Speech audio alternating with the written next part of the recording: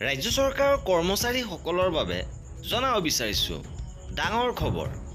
NPS, UPS, OPS প্ৰসংগত গুৰুত্বপূৰ্ণ খবৰ আহিছে।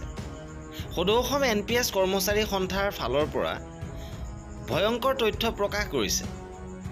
কি অসুবিধা আছে UPSত? ছটাকৈ গুৰুত্বপূৰ্ণ তথ্য প্ৰকাশ কৰিছে সদৌ অসম NPS কৰ্মচাৰী সন্থাৰ তৰফৰ পৰা। সবিশেষ আপোনালোকৰ বাবে লৈ আহিছোঁ। ভিডিঅ'টো প্ৰথমৰ পৰা শেষলৈকে চাই থাকিব। অৱশেষত অসমতো ৰাজ্য চৰকাৰে NPS ব্যৱস্থাৰ অধীনৰ কৰ্মচাৰীৰ বাবে UPS অৰ্থাৎ সংহত পেঞ্চন আঁচনি বলবৎ কৰিলে।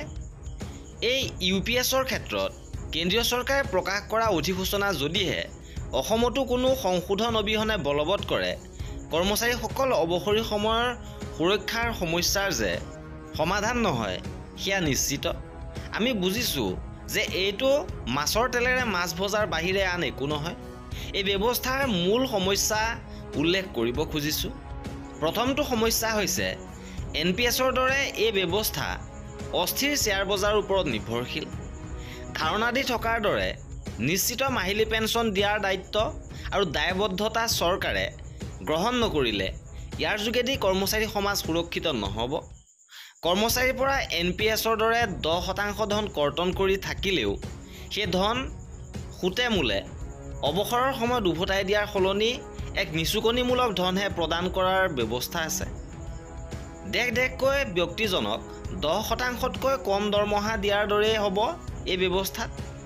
তৃতীয়টো অসুবিধা, যদিও মূল পেঞ্চনৰ লগত মৰকীয়া সাহায্য দিয়াৰ কথা হৈছে আৰু ব্যৱস্থাটি দৰমহা সংশোধনীৰ সৈতে সংযোজন নথকাৰ বাবে নতুন দৰমহা সংশোধনৰ পিছত সেয়া অনিশ্চিত হৈ পৰিব।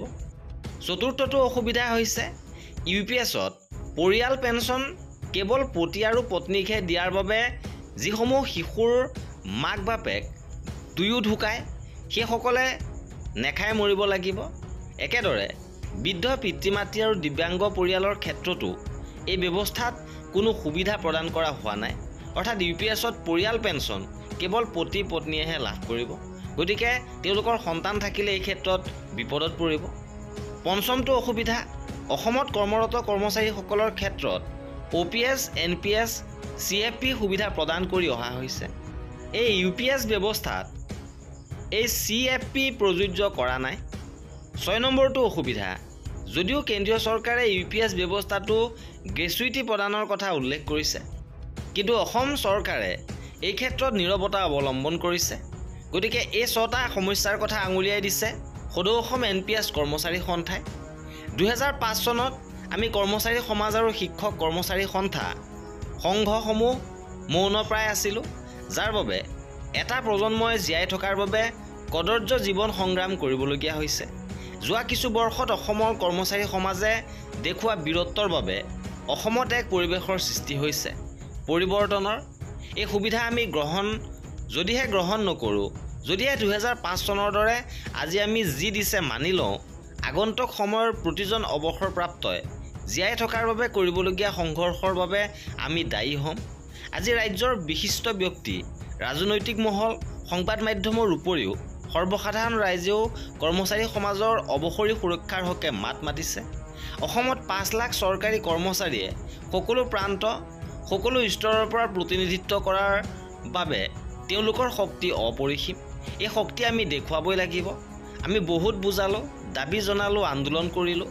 আহক আকৌ গণতান্ত্ৰিক সংগ্ৰামেৰে চৰকাৰক বুজাই দিওঁ আমাৰ শংকা, দেখুৱাওঁ আমাৰ শক্তি আৰু আমাৰ জেদ।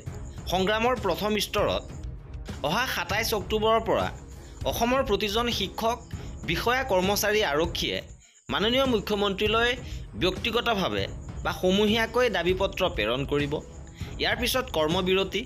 ৰাজ্যৰ প্ৰতিটো প্ৰান্তত সংস্থাৰ প্ৰতিনিধিয়ে গৈ NPS, UPS ব্যৱস্থাৰ বিপক্ষে শতাধিক প্ৰতিবাদ সভা অনুষ্ঠিত কৰি কৰ্মচাৰী আৰু তেওঁলোকৰ পৰিয়ালক সতৰ্ক কৰিব। চৰকাৰৰ সঁহাৰি আশাব্যঞ্জক নহ'লে ডিচেম্বৰত বৃহৎ প্ৰতিবাদী কাৰ্যসূচী সম্পন্ন কৰা হ'ব।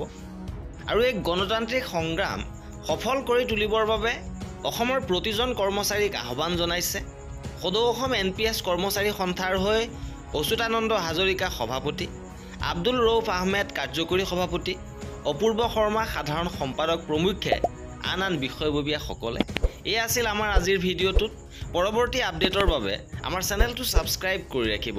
ভিডিঅ'টো শেষৰলৈকে চোৱাৰ বাবে বহুত ধন্যবাদ।